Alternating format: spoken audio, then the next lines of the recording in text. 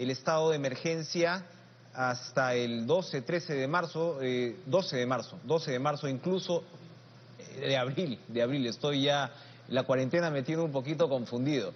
De abril, ¿no? Incluso ese mismo domingo se está ampliando por 13 días más, porque, bueno, se espera de todas maneras seguir aplanando, achatando esta curva que en este caso pues ha llegado hoy a 580 personas infectadas. Son 100 casos diagnosticados, ojo, diagnosticados más que el día de ayer. Hay días que nos ha ido mejor, hoy evidentemente, o esta jornada pues de un día para otro no ha sido tan positiva. Y uno tiene muchas preguntas, porque todo el mundo las tiene, todo el mundo, me refiero a todo el planeta Tierra, tiene las preguntas con el coronavirus, si estas son medidas suficientes, qué pasaría si se levantan. Hay incluso todavía negacionistas, ¿no?, que dicen que de todas maneras va a llegar el virus, se haga lo que se haga.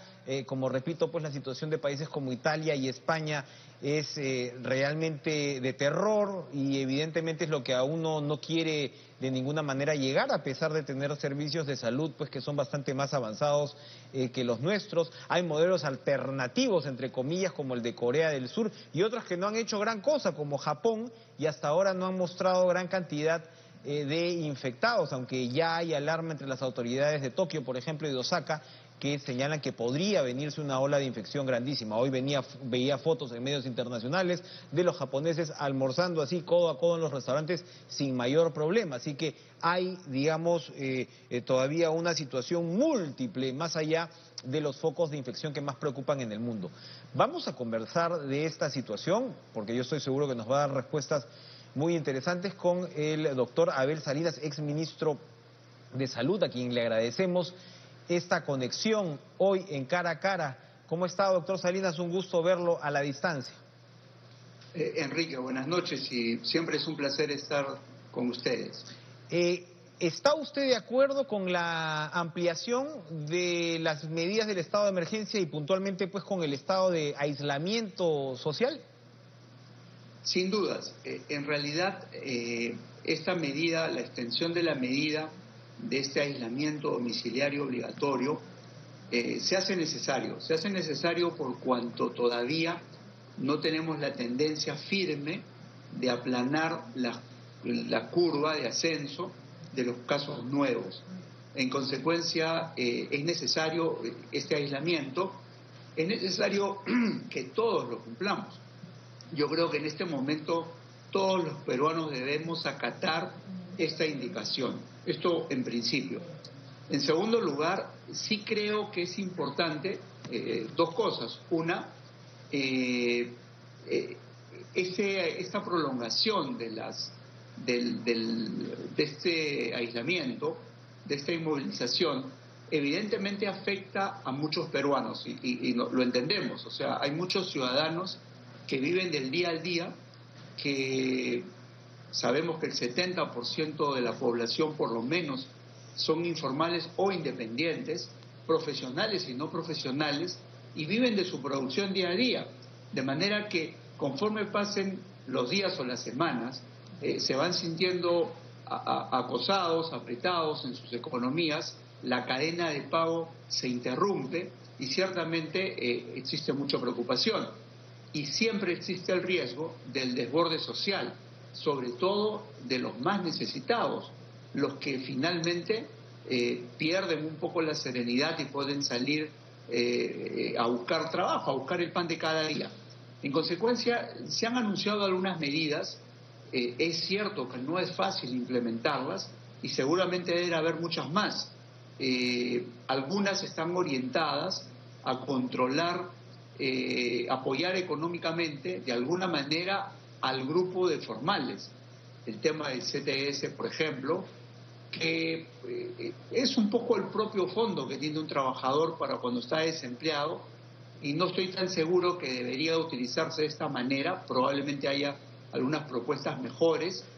Igualmente, hay otros que no tienen CTS y son los que más preocupan, y que tenemos que localizarlos y tenemos que llegar a ellos de todas maneras, porque estamos hablando de gente que los taxistas, mototaxistas, los que trabajan diariamente sin tener un trabajo realmente formal y ningún beneficio. Claro, doctor Salinas, porque efectivamente acá hablamos pues de 20% de pobreza y es algo que estoy repitiendo prácticamente a diario, pero porque son cifras que compartimos con la propia ministra, la titular del MIDIS, porque claro, hablamos de 20% de pobreza, pero hablamos de otro 40% vulnerable. Entonces, si bien se está ampliando el bono de 380 soles, lo cual está muy bien, y yo creo que el Estado está haciendo uso de unas reservas que son pues la envidia en buena medida del continente debido a la política pues macroeconómica y fiscal responsable de las últimas décadas.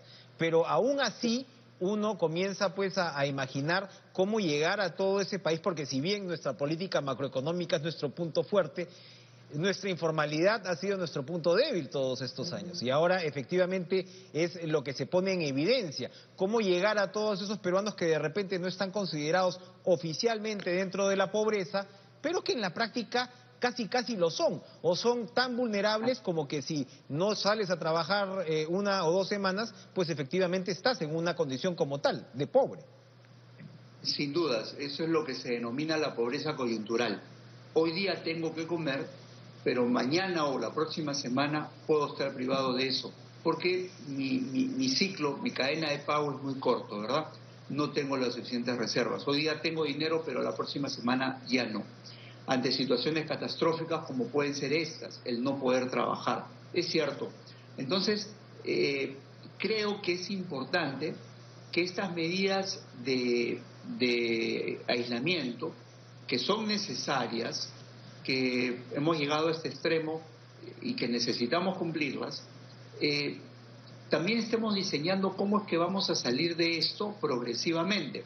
Entonces, por eso, y aquí entro con un poco el tema de salud, por eso es que es importante ir detectando algunos grupos para ir sacándolos de este aislamiento y poder reinsertarlos en la actividad laboral. Exacto, ahí doctor, se conecta precisamente con lo que yo le quería plantear, que es un poquito, esto está, insisto, en desarrollo en todo el mundo, entonces vamos aprendiendo también de las experiencias internacionales que pueden vislumbrar, donde se supone que lo que queremos hacer es por lo menos contener la propagación del contagio lo más posible.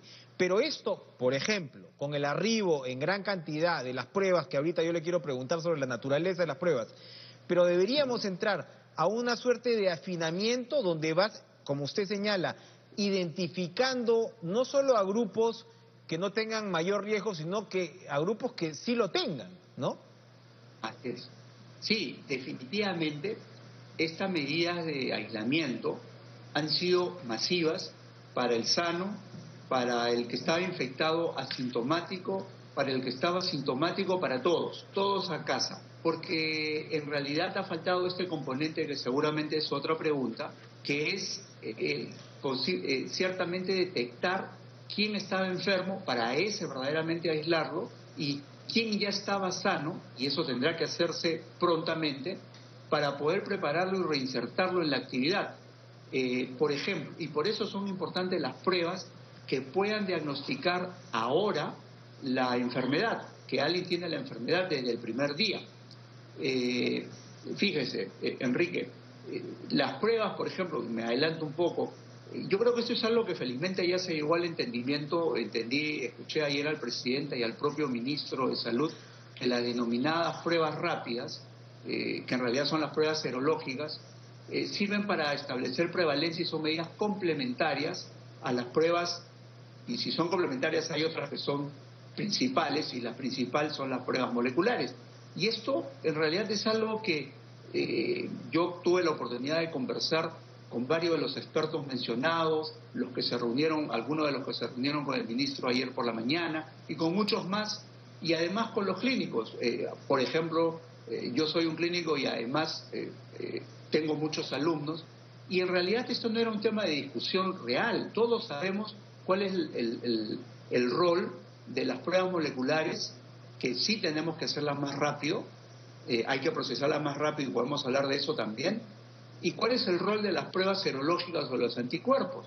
Es decir, cada una tiene su momento y su fase, y en este momento, si nosotros le sumamos, y por eso viene la propuesta, a las pruebas moleculares a este aislamiento, pudiéramos hacerlo mucho más eficiente, porque podemos detectar lo que usted bien dice, quién ya está sano o, por ejemplo, quiénes son la población que tenemos que proteger o sí. En vez de eso, con el grupo, el recurso humano en salud, los médicos, enfermeras, enfermeros, técnicos, tecnólogos, tenemos que darles toda la seguridad porque están en la línea de batalla y tienen que estar seguros que ellos están sanos, darles toda la protección, asegurarles que están sanos y que no van a contagiar y van a proteger a sus familias. Entonces, ahí hay un grupo que hay que proteger.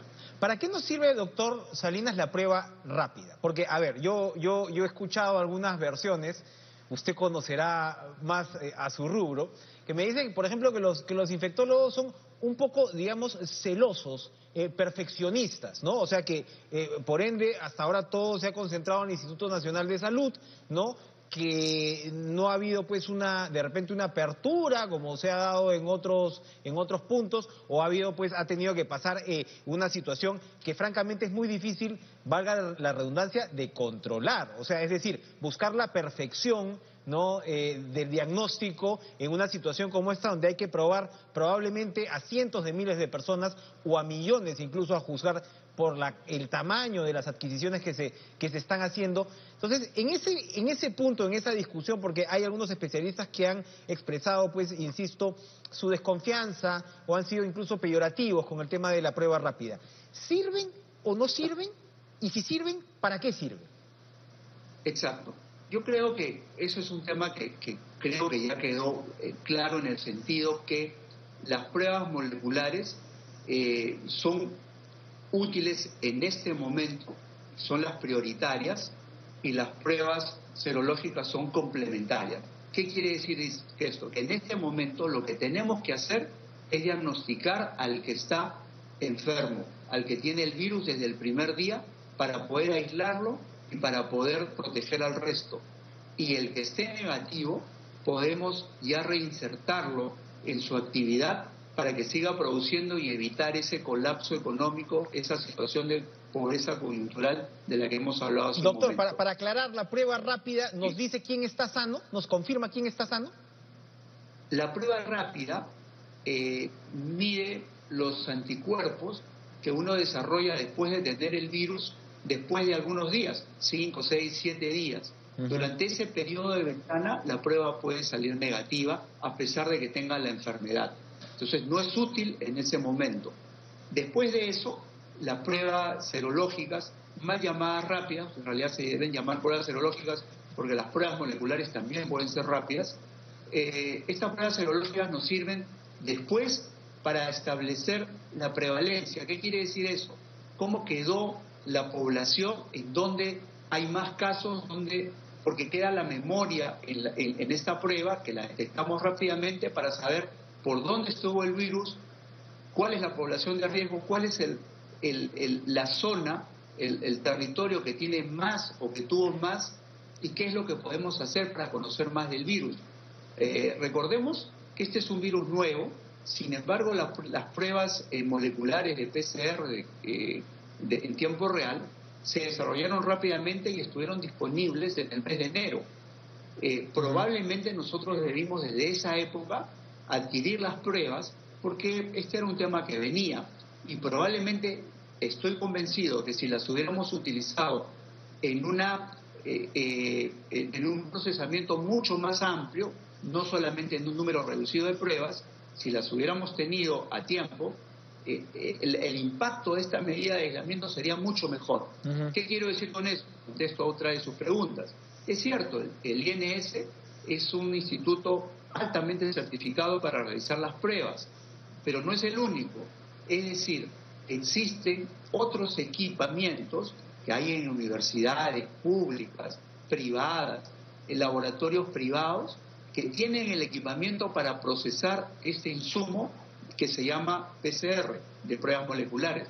Y lo que tiene que hacer el INS es certificarlas, verificar que la prueba que van a hacer estas universidades, que podrían hacer, estén correctas en los estándares de calidad. Y eso nos permitiría multiplicar el número de pruebas cuyos resultados podrían salir el mismo día. Eso significaría una ventaja enorme y sumaría a estas medidas de aislamiento que se están tomando.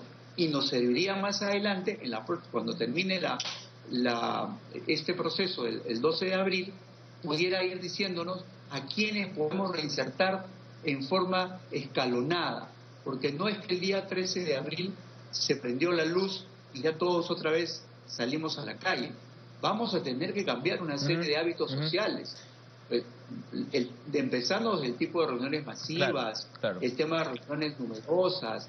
A lo mejor hay que mantener el toque en movilización por la noche, pero hay que reinsertar a los que ya están sanos, y en las regiones o en los territorios donde evidenciemos que no hay la enfermedad. Detengámonos ahí un minuto, doctor, por favor, en lo que acaba de decir, porque claro, yo me imagino evidentemente que los cambios en el sector salud y en el IENS tuvieron que ver con ese retraso que usted señala, porque la Organización Mundial de la Salud desde un principio, desde que estalla esta situación, advirtió de la importancia de las pruebas. Es decir, o sea, tenías, digamos, dos armas, si se quiere, ¿no? El tema de las pruebas y el tema del aislamiento, y combinarlo seguramente. Bueno, la opción que tenía el gobierno era el aislamiento en ese entonces, y sí, es evidente que se ha dado un viraje por ese lado. Pero cuando usted señala efectivamente que hay el tema de los laboratorios, en los últimos días, tanto la FDA de Estados Unidos como la Unión Europea han estado comenzando a dar permisos de emergencia para laboratorios y métodos que puedan hacer la prueba del coronavirus. El nuevo ministro Zamora señaló hace algunos días que teníamos en el Perú 45 máquinas que se llaman, si no me traiciona la memoria, GeneXpert, que son máquinas que se vienen utilizando para la detección y el combate contra la tuberculosis desde hace unos años. Entiendo yo que son muy efectivas y es la propia OMS que las había, digamos, endosado. Y que se ha dado un software que ha reconocido la FDA estadounidense para efectivamente poder realizar las pruebas. Estamos hablando de pruebas que me parece que salen en pocas horas incluso y con una gran frecuencia. ¿Se podría adaptar este tipo de metodologías? Añado a esto, para no cortarlo después, añado a esto dos permisos que la Unión Europea, dos que yo sepa, ha dado a laboratorios privados muy conocidos que han adaptado también pruebas para detectar el coronavirus de manera rápida. ¿Esto también eventualmente tendría que descentralizarse en el Perú? Sí, mire, me parece una pregunta estupenda. Es cierto, todos los recursos que sean posibles para detectar en tiempo real, así se llama, es decir, precozmente la presencia del virus, como pueden ser las pruebas moleculares, como pueden ser el GeneXpert, eso es realmente útil, y si estamos en capacidad de hacerlo, hay que implementarlo. Sin embargo, no quiero dejar pasar la oportunidad para decir que también estamos en posibilidades de implementar las otras pruebas moleculares de PCR-RT, porque tenemos también una cantidad enorme de equipamiento que puede procesar esa prueba. Lo que ocurre es que, es cierto, hay que descentralizar la toma de la muestra en algunas regiones, pero también hay que descentralizarla y validar a quienes la pueden hacer. Una universidad como la Universidad Nacional Mayor de San Marcos, como la Universidad Cayetano Heredia, como la Universidad San Martín de Porres, o un laboratorio privado enorme en el Perú, está en capacidad de hacerlo, y estoy seguro que pueden someterse cualquiera de ellos a las pruebas de validación del Instituto Nacional de Salud, y entonces podrían sumarse a esta gran lucha que tenemos todos los peruanos. Aquí no hay algo mejor que otro. Yo creo que en este momento es de sumar todos los peruanos, y debemos poner a disposición lo que tenemos, y así lo estamos haciendo, entiendo, para que esto ocurra. Fíjese, Enrique, podríamos seguramente hacer estas pruebas moleculares, en lugar de hacer 200 o 300 pruebas por día, seguramente podríamos hacer 5 o 10 veces más pruebas por día. Y eso significan miles ya de pruebas que podrían darnos otro tipo de beneficio. Si a eso incrementamos otra metodología, otro tipo de prueba que nos dé el resultado de la infección desde el principio, desde el primer día, son válidas en esta fase. De manera tal que yo creo que a mí me llamó la atención la hiperreacción a este tipo de comentarios, me parecieron muy pertinentes. Yo no conozco al doctor Bustamante, pero lo vi por la televisión, vi al doctor Neira, en explicaciones claras, y en realidad no solamente a la ex ministra Pesá, que también escuché lo que dijo. La verdad que yo conversé con mucha gente. Nosotros, los que hacemos práctica clínica todos los días, sabemos de esto también, y en realidad no es difícil entender cuál prueba es la que tiene que usarse en qué momento. Yo creo que todos lo sabemos, de manera que la discusión me ha parecido exagerada, por lo menos en el orden técnico. El orden técnico está clarísimo, no hay alguien que diga algo diferente a lo que yo estoy diciendo en este momento. Creo que todos coincidimos. El tema que ha salido en las noticias respecto al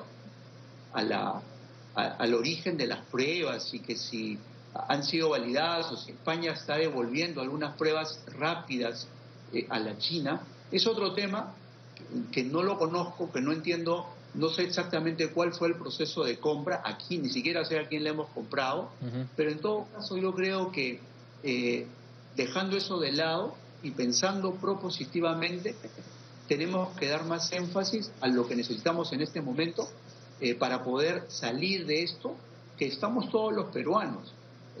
Yo entiendo la aprensión que pueden tener todos nuestros gobernantes, porque es cierto, prolongar un estado de inmovilización se dice fácil, pero se cumple difícil. Así es. Y por lo tanto entiendo pues que hay que desplegar una serie de cosas. El tema del bono de los 380 soles, por ejemplo, ha significado todo un conflicto la entrega. Y para nosotros, el personal de salud, nos pareció, cuando veíamos en la televisión esas aglomeraciones de las personas desesperadas por ir a comprar, decíamos, ahí se están contagiando otra vez. Claro. Entonces, hay que buscar otro mecanismo, desde luego. Exacto, hay que afinar la estrategia a diario. Para terminar, doctor, achatar la curva famosa. Evidentemente ahora con estos diagnósticos, ¿no?, más generalizados y masivos, vamos a tener muchos más infectados, porque ahora es lógico que tengamos bastantes más que estos 580. Se habla pues en todo el mundo, ¿no?, de 4 o 5 más, hasta 12 más, es decir, hay toda una serie de proyecciones al respecto. Pero por supuesto, más importante que achatar la curva es salvar vidas, es decir, que haya el menor número de infectados que entren en condición crítica y que eventualmente pues pierdan la vida. ¿Cuál debería ser el proceso? ¿En qué momento podemos, no vamos a cantar victoria como dice usted, pero en qué momento podemos comenzar a procesar cierto tipo de optimismo y de tranquilidad al respecto? ¿Cómo debería ir esta curva?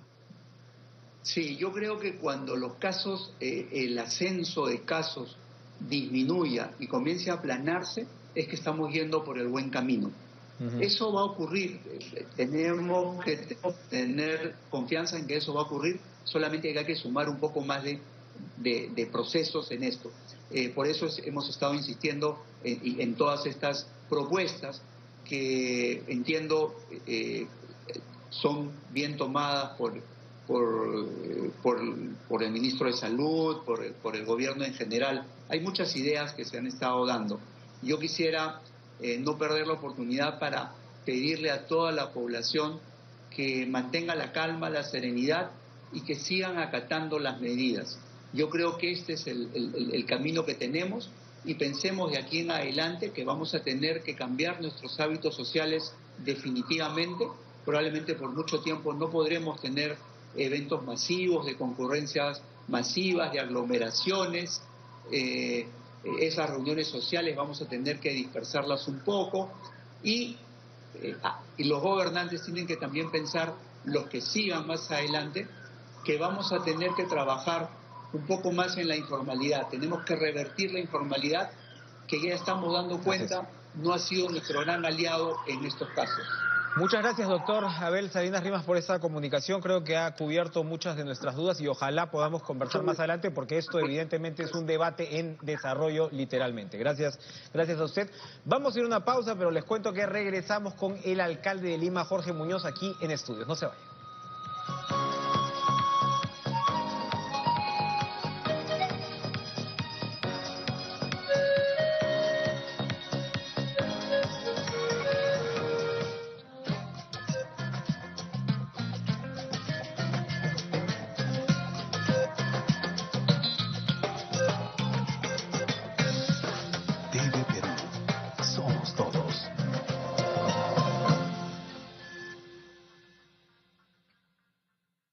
Sigamos acatando las medidas de prevención todos juntos para que el virus no siga contagiándonos. Y es que solo podremos controlar la epidemia si cumplimos con las medidas de higiene y distancia. Lávate bien las manos, los brazos y la cara en todo momento y tápate la boca al toser o estornudar. Limpia las superficies para evitar que el virus se quede. No olvides que los adultos mayores y personas con enfermedades crónicas son los más vulnerables. No te acerques a ellos. Perú está en nuestras manos. Gobierno del Perú. El Perú primero.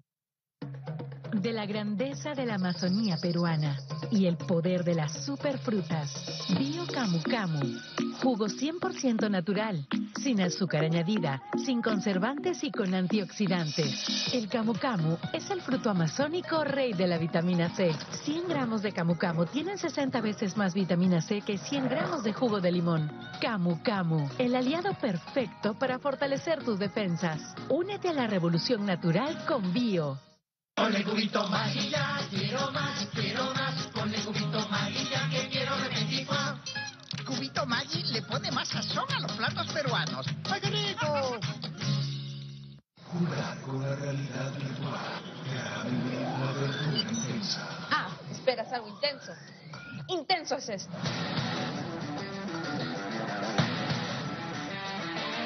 El intenso sabor a fruta que refresca.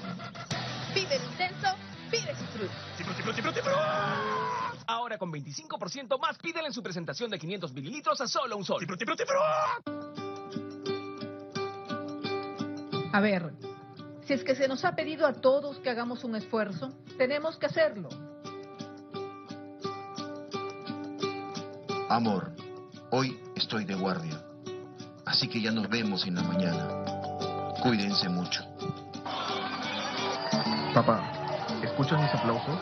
Son para ti. Hijo, te estoy viendo en la tele. Eres mi héroe. Sí, seguimos en cuarentena en casa. Pero mi esposa enfermera hoy, como todos los días, se despide de nosotros para ir al hospital. Hoy cumplo 57 años, pero mi cumpleaños puede esperar. Aquí lo más importante es parar esto. Cuanto pueda, voy a verte, abuela, te quiero mucho. Esta guerra no solo la pelean policías, médicos y militares, también la pelean ustedes y también nuestro pueblo, nuestra gente desde su casa que ahora se ha vuelto una trinchera. ¿Con qué armas? Con la mejor arma, señor presidente, con sus manos. Tendremos bajas que lamentar, seguramente, pero esos son usos de la guerra. Pero vamos a vencer. Cuiden a sus abuelos, a sus padres, a las poblaciones vulnerables. Quédate en casa.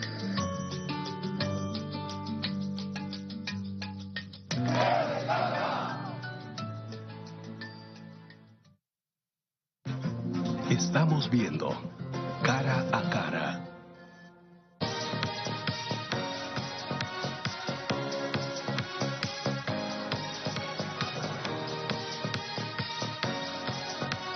Volvemos para darle la bienvenida al alcalde de Lima, Jorge Muñoz, que está en nuestros estudios y le agradecemos su presencia en esta coyuntura tan delicada, alcalde. Gracias por estar con nosotros. Buenas noches. Muchas gracias, muy buenas noches. Lo primero, hoy el presidente anunció lo que se veía venir, una ampliación de las medidas asociadas al estado de emergencia, las restricciones, la inmovilización social. ¿El alcalde de Lima está de acuerdo con esta decisión?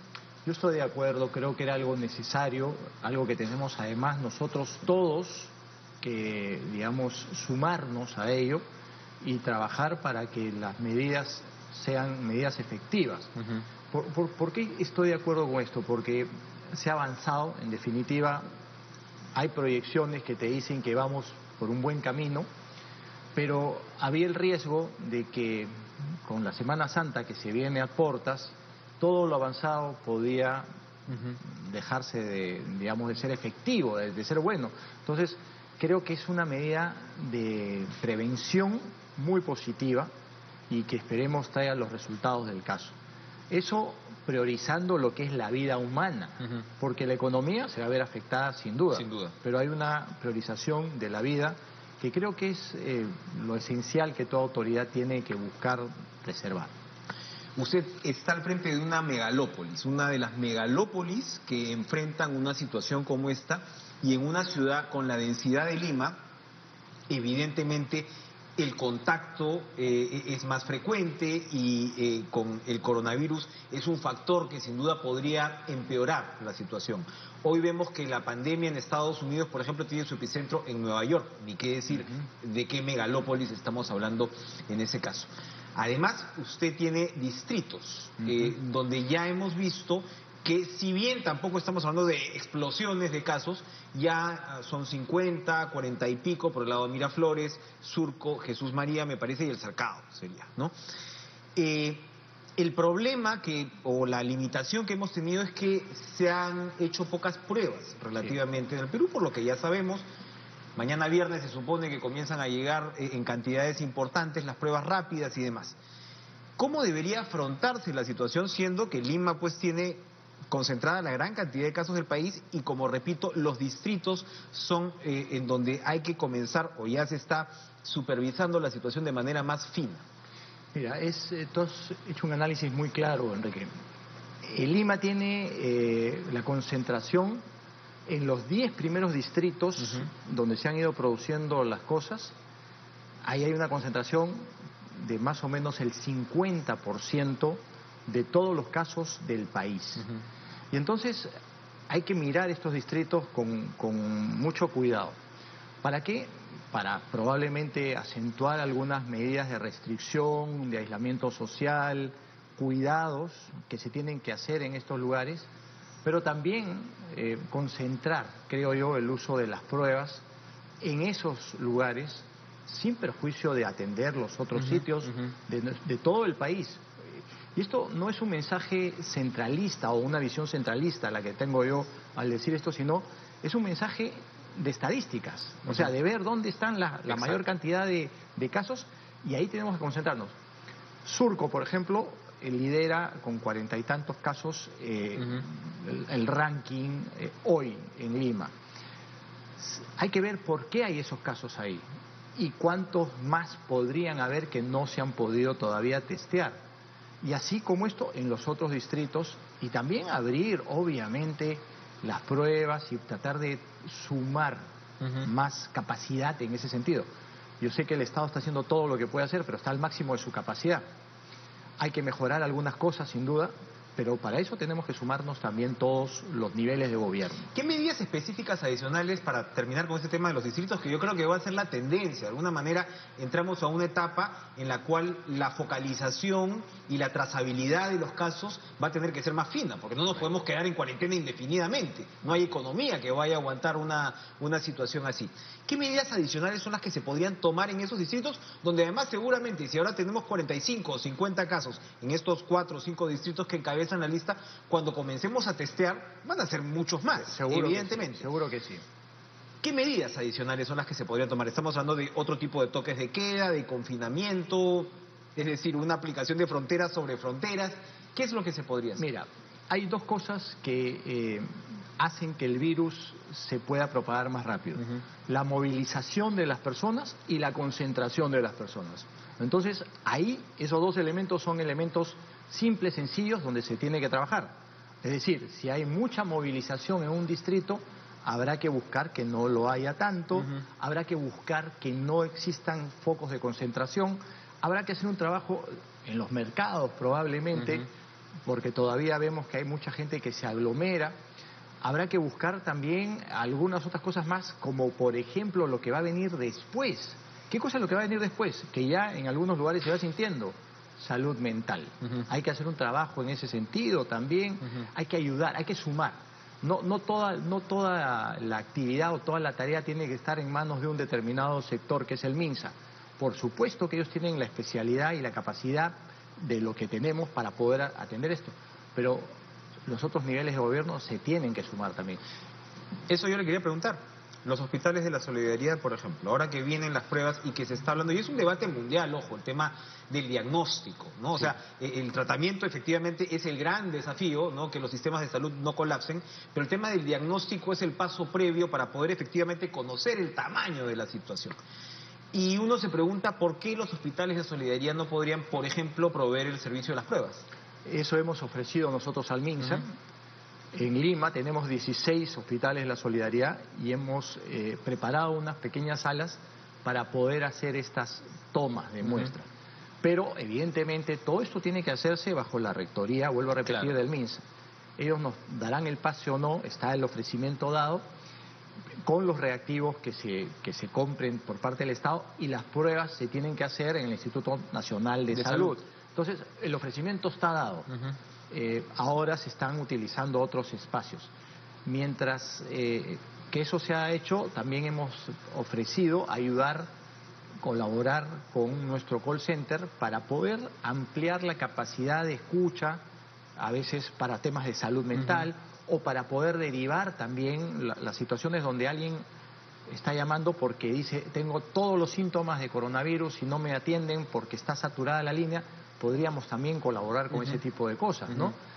Acá de lo que se trata es de sumar y además, como tú lo has dicho, masificar las pruebas para saber exactamente dónde está la problemática y cómo hay que atacar y atender esa problemática. Ahora, me escribían al WhatsApp un grupo de serenos. ¿Cuál es el trabajo que están haciendo los serenos de Lima particularmente frente a esta emergencia? Mira, los horarios se han cambiado, no estamos teniendo horarios en las noches, porque a partir de las 8 de la noche esto está concentrado en manos de la Policía Nacional y las Fuerzas Armadas. Hemos variado los horarios, entonces hay un horario desde la mañana, desde las 6 de la mañana en adelante, y otro horario al mediodía hacia la noche. Ellos están haciendo una labor de vigilancia, de patrullaje, de cuidado, y nosotros tenemos que darles también a nuestros serenos toda la capacidad para que ellos estén debidamente cuidados en el momento que están en las calles. Es una situación de protección que se tiene que generar.